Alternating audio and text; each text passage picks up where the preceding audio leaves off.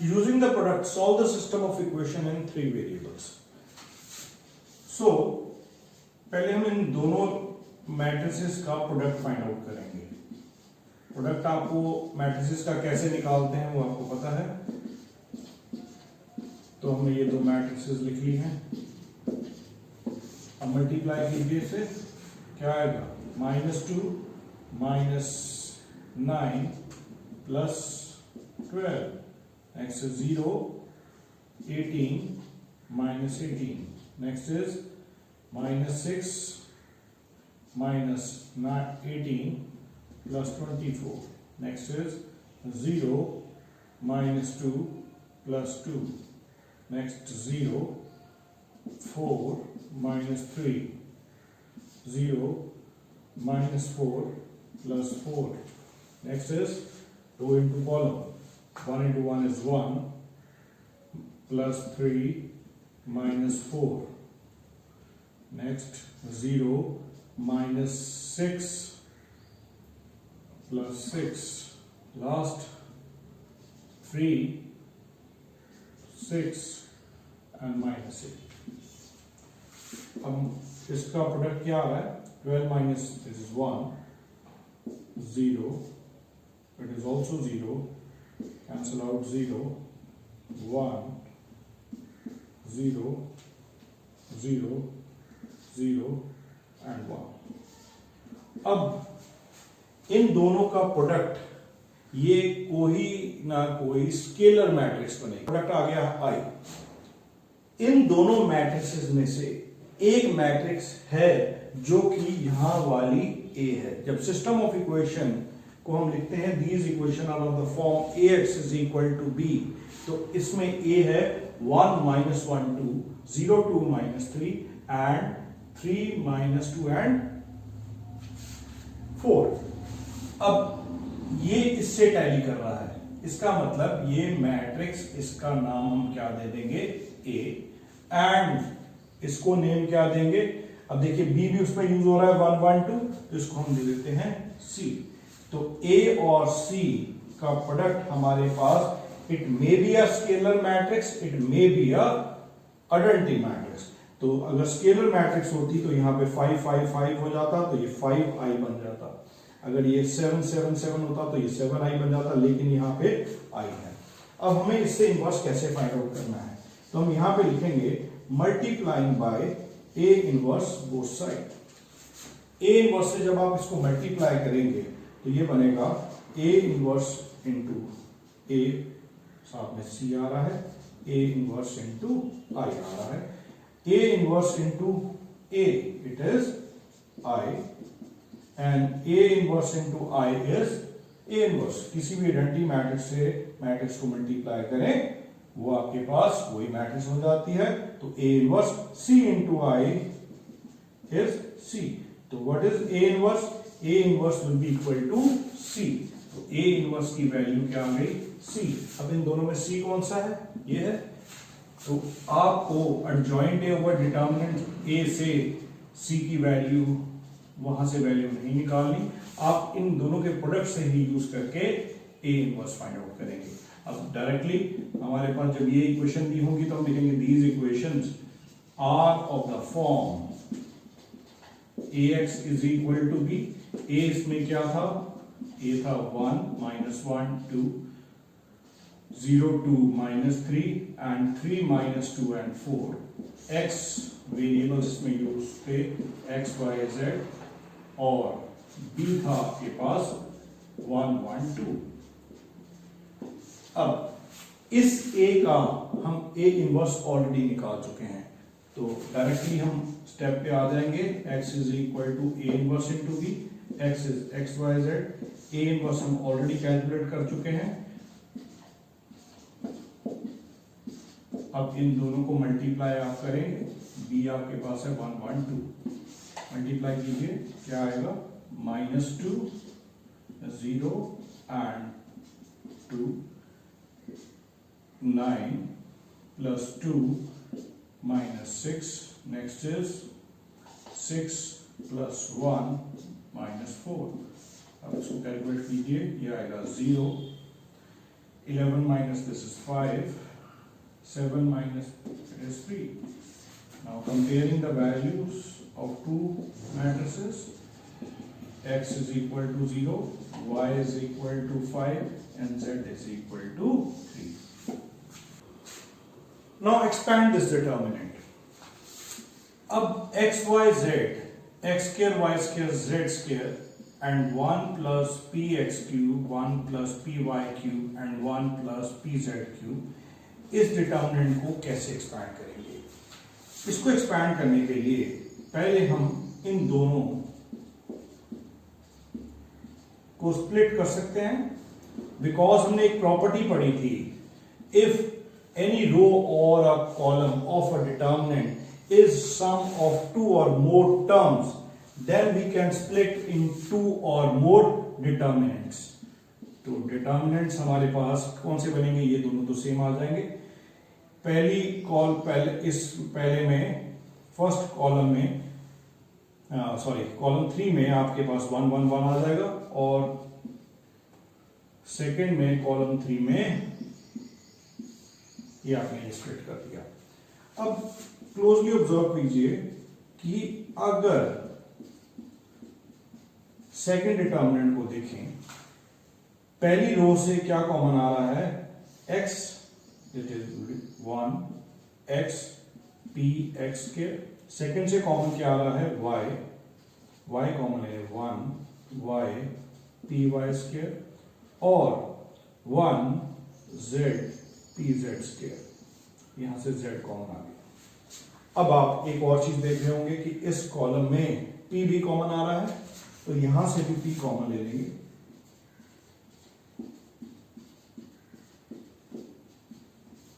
तो अगर p common ले लेंगे आप C3 से, तो आपके पास क्या बनेगा? x स्क्वायर, y स्क्वायर और z स्क्वायर. दोनों डिटर्मिनेंट सेम हैं, सिर्फ कॉलम की हमें इंटरचेंजिंग की जरूरत है. तो अब इसमें हम इसको इंटरचेंज करेंगे. तो आपने प्रॉपर्टी पढ़ी थी, if we interchange any two rows और a column, then sign of determinant changes.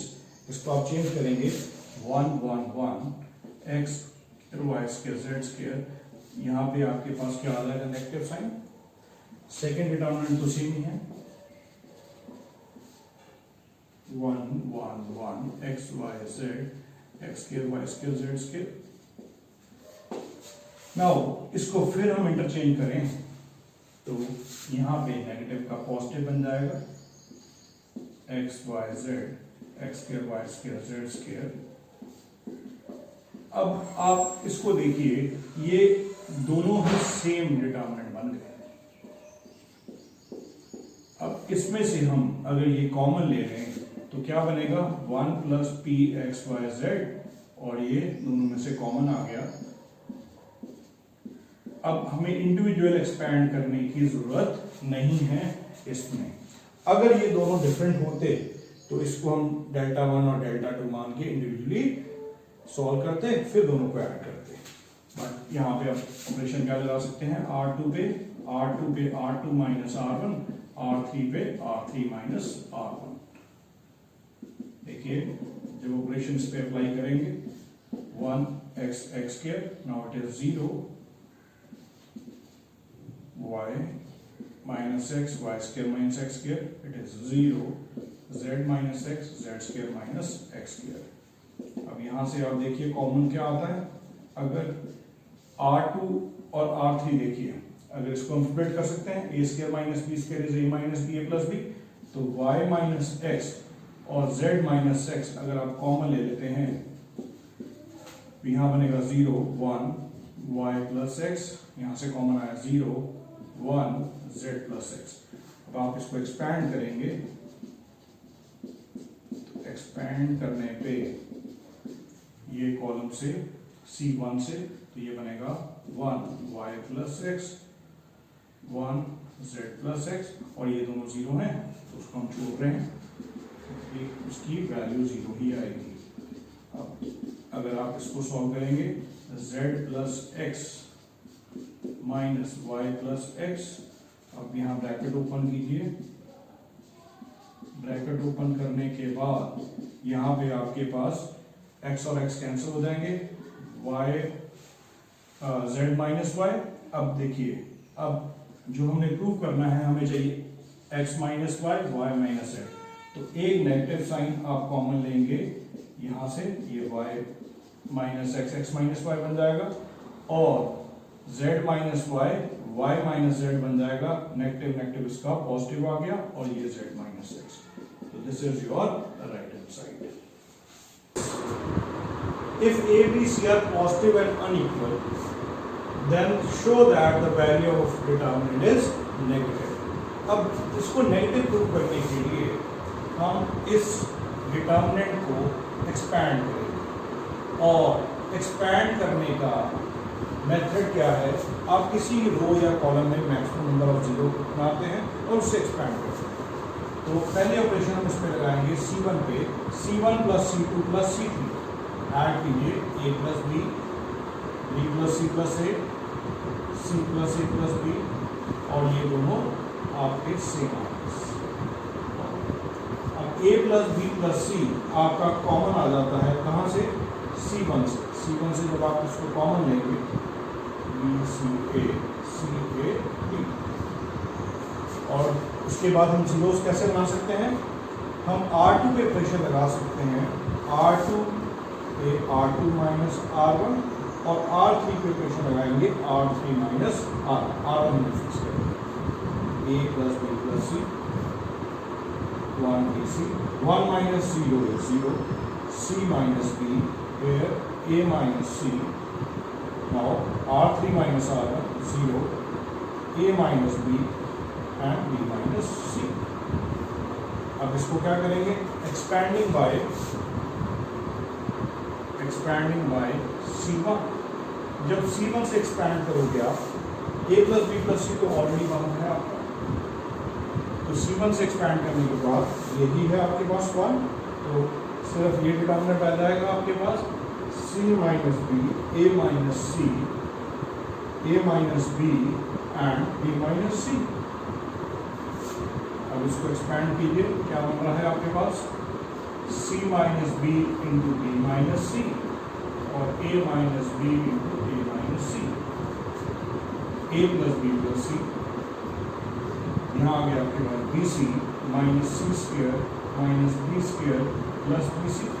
Next bracket में लिख रहा हूँ, A square minus A C minus A B plus B C. अब यहाँ ब्रैकेट ओपन कर देंगे आप, B C minus C square minus B square plus B C minus A square plus A C plus A B minus B C. अब ये B C cancel out हो जाता है।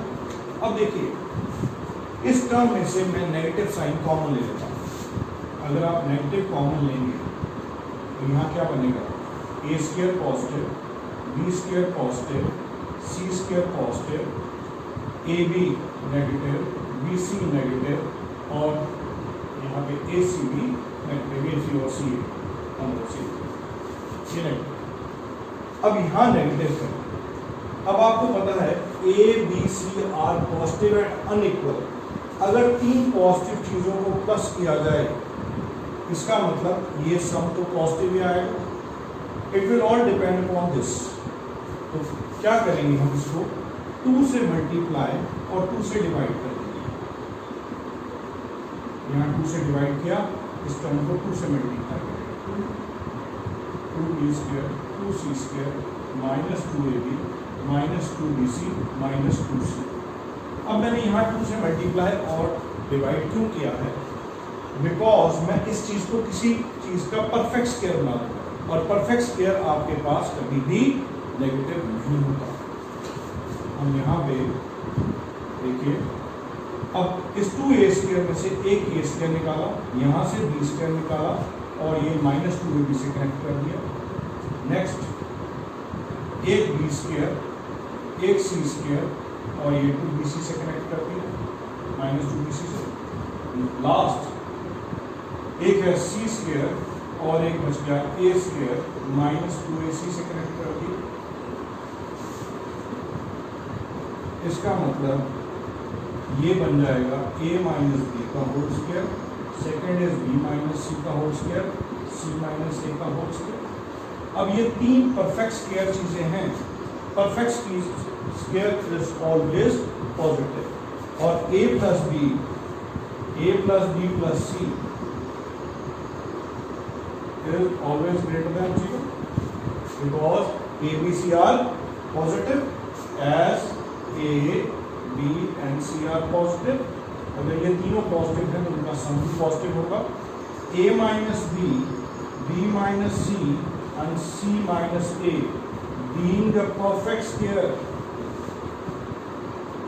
can never